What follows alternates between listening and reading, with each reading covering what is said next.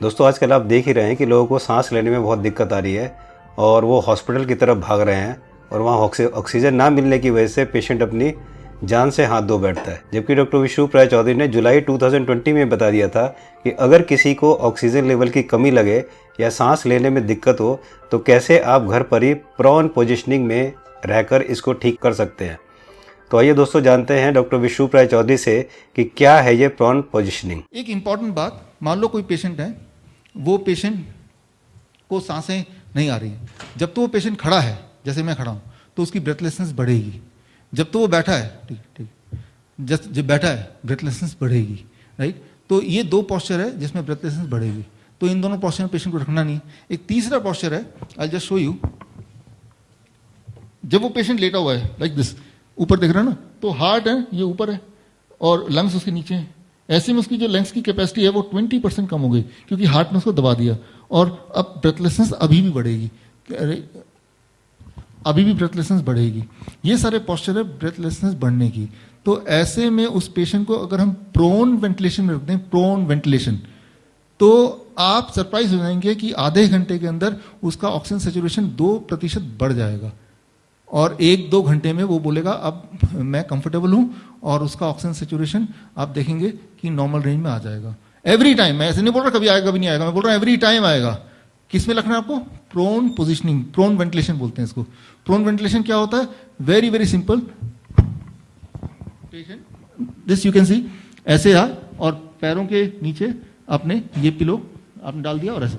अब जब ऐसे है आप ऑक्सीमीटर लगाइए उसके हाथ में और आप चेक करते रहिए हर थोड़ी थोड़ी देर बाद, और आप हैरान हो जाएंगे कैसे 1 घंटे के अंदर वो मिरेकल हो जाएगा कि भाई नॉर्मल हो गया था।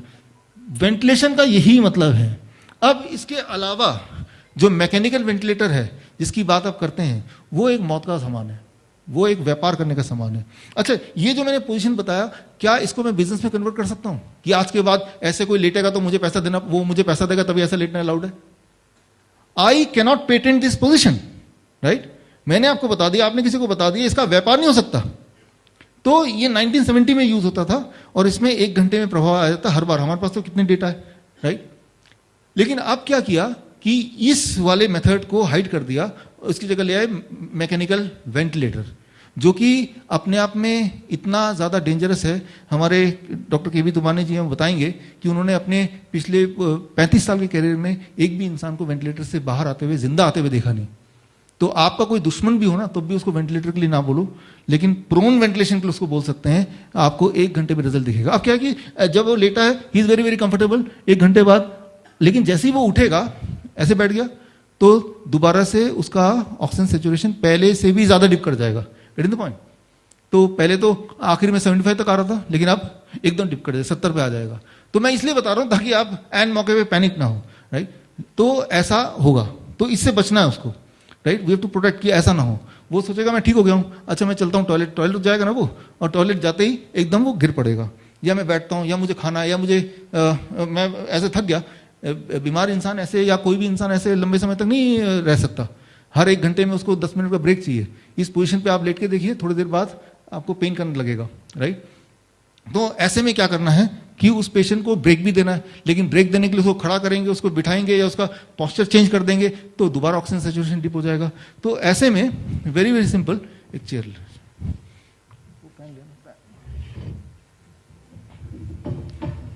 ऐसे में 2 तरीके हैं।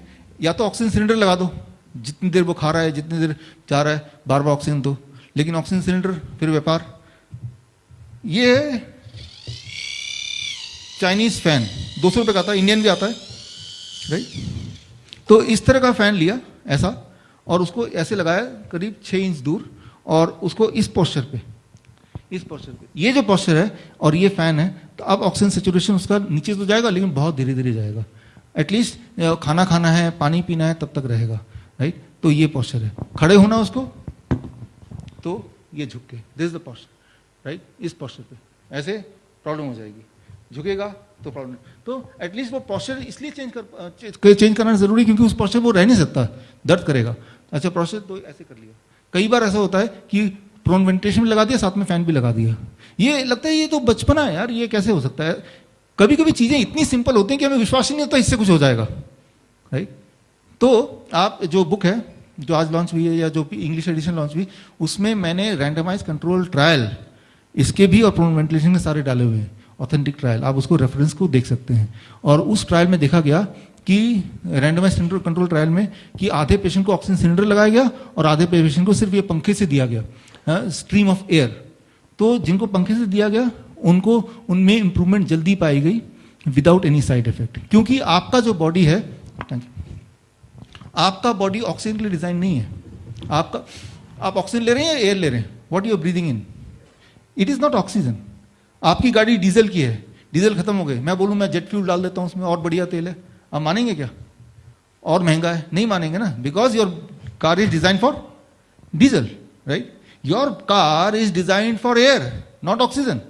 तो ऑक्सीजन क्यों दे रहे हो भाई आप सांस नहीं ले पा रहे हो, आपके बॉडी को ज्यादा एयर की जरूरत है, तो एयर दीजिए, आप गहरी गहरी सांसें लीजिए, डॉक्टर विविगल जी बताते हैं, और साथ में आप ये वाले पोजिशनिंग में बैठ जाइए या prone ventilation. Combination of these things is the only thing is the which can at least bring back the breath, right? सांसें वापस ला सकती हैं, लाती हैं, बड़ा आराम से लाती हैं।